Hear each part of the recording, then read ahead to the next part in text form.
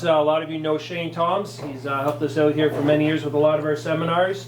And we brought in a new face to help us tonight, Mike Taraschi.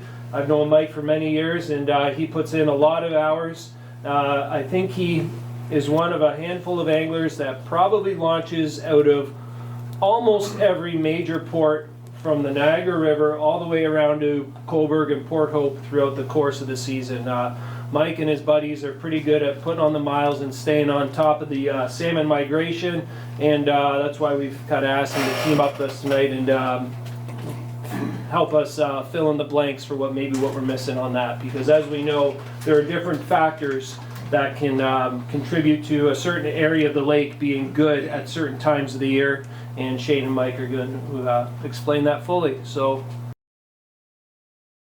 Really humming right now, waiting to get out there and start fishing. And just maybe by show of hands, how many of you have already been out? All right, I see 1, 2, 3. All right, okay, we got a few guys. That's good. That's good. Yes, we're there now, and guys have been catching some brown trout. But tonight we're going to talk about and focus on king salmon, Chinook salmon, Lake Ontario, and following the bite. And I'm really happy that Mike is here to join in on this conversation, because Mike, as Mark had alluded to in the introduction, travels around the horn. Baseball term for those that would know, tossing the ball from third, second, and first to get a double play or triple play around the horn. It's the same with our salmon fishing on Lake Ontario. If you could follow those fish and stay on the bite, it can make you so much of a better angler.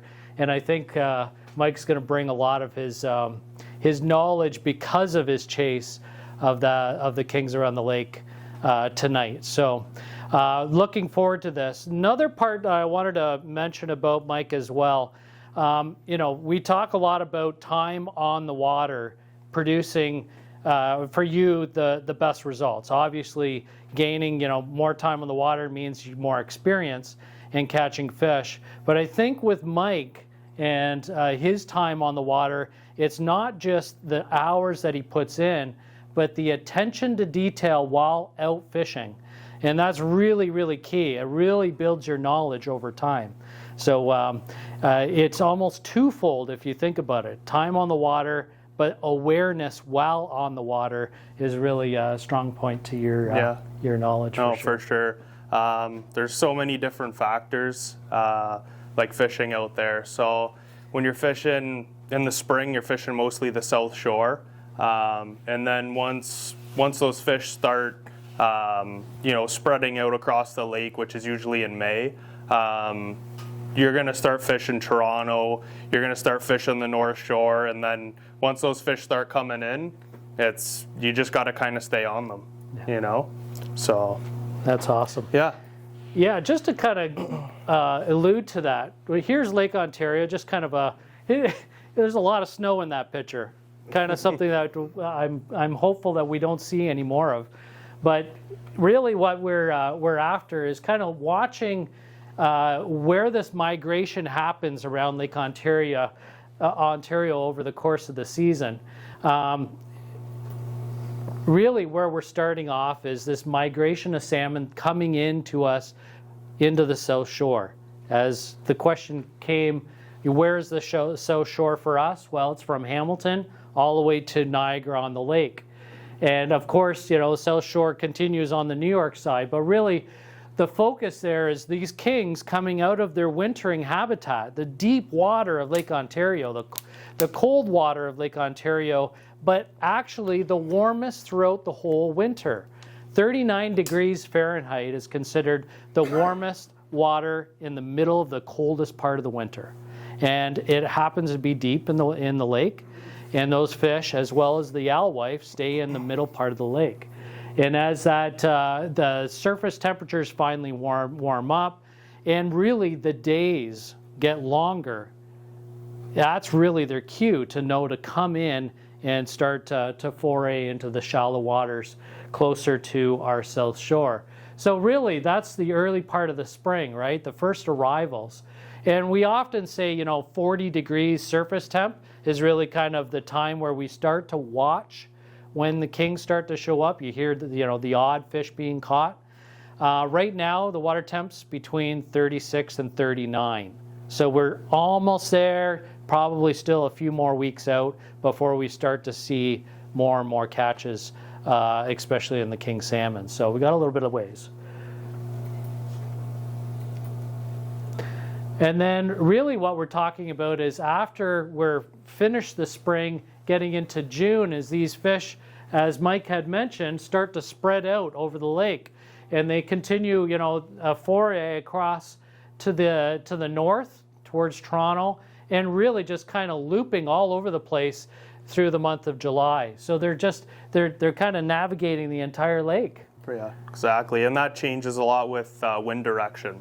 So a lot of the times, like the best thing you can do if you're planning on fishing, like you just want to keep an eye on what that wind's doing. So if you have like a northeast wind, a lot of the time that'll fire up Brawny or Port Credit because that wind's blowing in the warmer water, and it ends up setting up that water for the best fishing that it can get.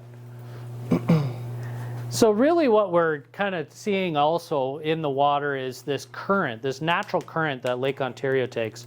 And it's this counterclockwise rotation. It may be more so in the western basin than that of, let's say, the center part of the lake and further to the east, as it may be more influential with wind direction and then the St. Lawrence River on the far east. But really our counterclockwise rotation has a lot to do with how these fish distribute throughout the summer. A week full of calm conditions doesn't mean that the fish stay put. They're continuously moving regardless of whether we have a wind or currents. And a lot of it has to do with where the bait fish goes. So current will push those bait to different places around the lake. This is the funnest time of the year. And yeah. So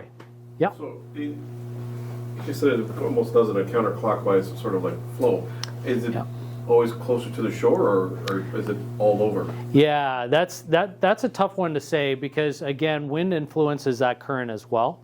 So you will find that along the shoreline, even while you walk out on the rocks, sometimes when you walk out on the rocks and you see the swirling effect just as the current is passing by. But yes, you'll have that current throughout, even in the middle of the lake. You will have it in the middle of the lake, but later on we'll talk about offshore fishing, like off the North Shore, where we're fishing like 300 to 400 feet of water, and that you'll get more stable water out there. I personally find like under 200 feet of water is where you're going to get the most current. In regards to the whole lake. Still follow sort of like the same kind of like rules of like how residing in that thermocline? Yeah. I mean, the thermocline you're going to get all over, but yeah, the current I find is like under 200 feet. You will get it everywhere, but I do find more stable water a lot of the time is offshore. So.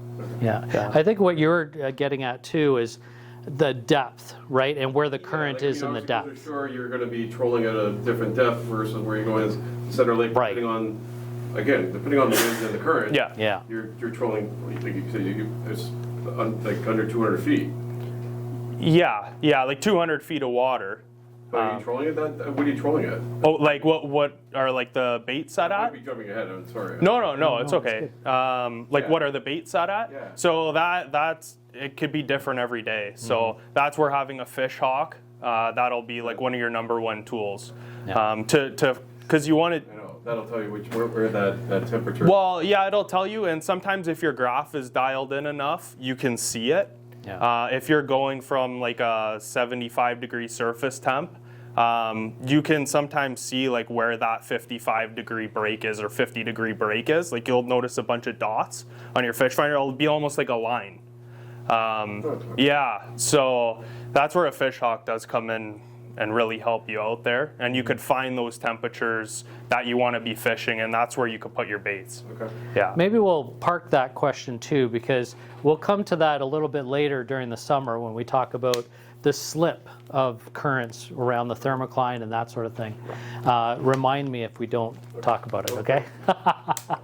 All right, springtime, stick baits, right best out of the time. gate. Yeah. Fun times. Yeah. Yeah. What is your go-to?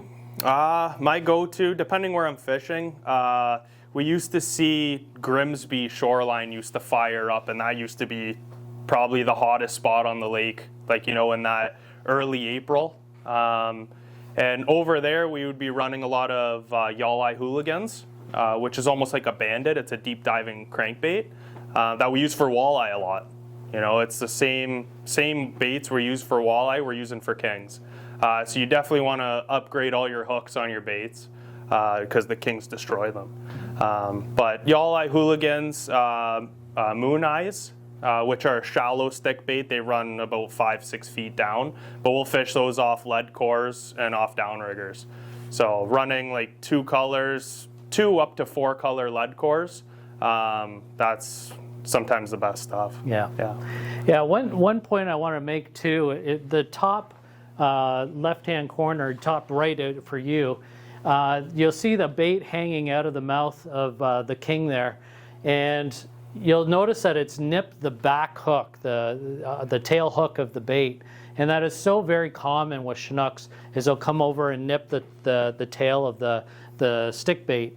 But what ends up happening is often when the fish does that, you hook up and the fish takes its first run, the whole side of the bait lays up on the side of the fish, on the cheek of the fish.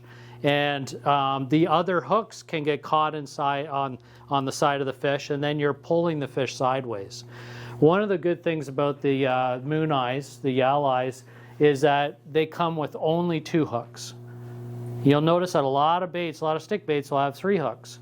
But with 2 hooks, it limits a lot of that side pressure that ends up breaking you off or straightening hooks, losing a lot of kings in the early spring on stick baits.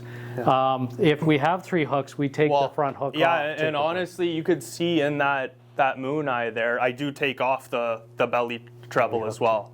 Yeah, so on all my stick baits, when I'm trolling for kings, I'll take off all the hooks and just leave 1 hook on the back. And that eliminates it because, you know, we're not running the same rods and reels we're running for during the summer. Like, I'll run my walleye gear out there with lighter line, you know, just have a little more fun. You're not running like 30-pound fluoro leaders. Like, I'm usually running 12 to 17. So you don't want that bait to get caught, because then that fish will start coming in like this. And once it starts doing that, then like you're in for a ride. You pretty much have to stop the boat to get that fish in. Yeah. So I'll always pull off all the hooks on the baits, and then I'll upgrade that back treble to like a size 1 treble. How deep are you at that?